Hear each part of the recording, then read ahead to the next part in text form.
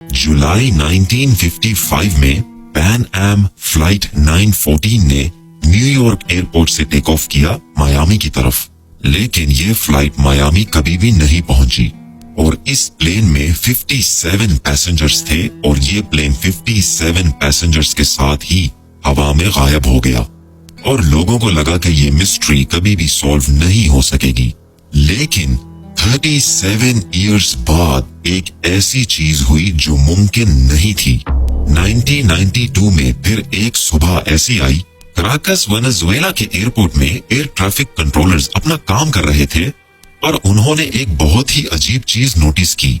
उनको अपने radar system में नजर आ रहा था कि आसमान तो बिल्कुल साफ है, लेकिन वो अपनी आंखों से ये देख के हैरान हो रहे थे कि एक प्लेन रनवे की तरफ आ रहा है। और जब प्लेन नजदीक आया तो वो ये देख के हैरान हो गए कि ये तो एक ओल्ड फैशन्ड प्लेन है और ये मॉडल तो काफी सालों से यूज नहीं हो रहा। एयर ट्रैफिक कंट्रोलर ने फटाफट रेडियो कांटेक्ट किया उस पायलट से और फ्लाइट की डिटेल्स पूछी और पायलट ने रिप्लाई किया कि ये फ्लाइट 914 है और हम मायामी में लैंड करने के लिए तैयार हैं। और फिर एयर ट्रैफिक कंट्रोलर ने पायलट को बताया कि ये तो वेनेजुएला का एयरपोर्ट है। तो पायलट ये सुन के घबरा गया और जब प्लेन लैंड हुआ तो एयरपोर्ट के स्टाफ ने प्लेन की विंडोज पे जब देखा तो वो ये देख के हैरान हुए कि पैसेंजर्स ने तो ओल्ड फैशन कपड़े पहने हुए हैं और पैसेंजर्स विंडो से बाहर नई टेक्नोलॉजी और नए प्लेन्स देख के हैरान हो रहे थे। काफी देर खामोश रहने के बाद पायलट ने एयर ट्रैफिक कंट्रोलर से घबराते हुए डेट पूछी और आगे से जवाब आया कि आज डेट मई 21, 1992 है। और एयर ट्रैफिक कंट्रोलर डेट बताने के बाद ये सुन रहा था कि पायलट की सांसें तेज हो गई और पायलट काफी घबराया हुआ था।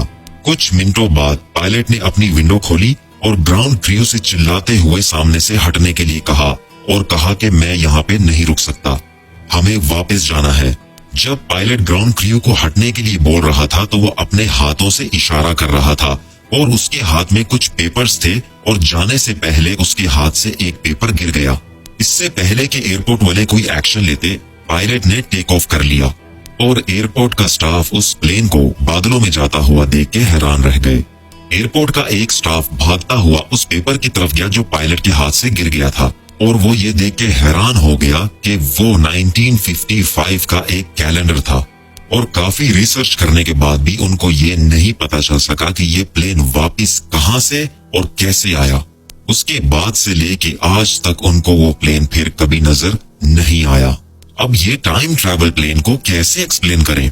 इस बात को सच मानने वालों की थ्योरी है कि ये प्लेन गलती से वॉर्म होल में चला गया था, जिसकी वजह से टाइम ट्रैवल करके ये प्लेन 37 इयर्स फ्यूचर में आ गया। काफी लोगों को लगता है कि ये बात बकवास है और टाइम ट्रैवल पॉसिबल नहीं। क्या आपको पता है कि साइंटिफिक थ्योरीज के मुताबिक एल्बर्ट आइंस्टाइन और स्टीफन हॉकिंग मैथमेटिकली इस आइडिया को सपोर्ट करते हैं कि वॉर्म होल्स हो सकते हैं। लेकिन कैसे? सोचें कि स्पेस और टाइम एक शीट पेपर है और इस शीट पेपर के दोनों एंड पे अगर एक निशान लगा दिया जाए और आप सिर्फ एक पॉइंट से दूसरे पॉइंट पे ही ट्रैवल कर सकते हैं। लेकिन अगर आप ये पेपर आधा फोल्ड कर दें तो फिर बीच का एक रास्ता ऐसा बनता है जिससे आप जल्दी ट्रैवल कर सकते हैं। इसी तरह वॉर्म होल थियोरेटिकली काम करती है। आपको क्या लगता है कि ये प्लेन का गायब होना और ये थ्योरी सच हो सकती है या सिर्फ एक कहानी है? कमेंट्स में जरूर बताइएगा।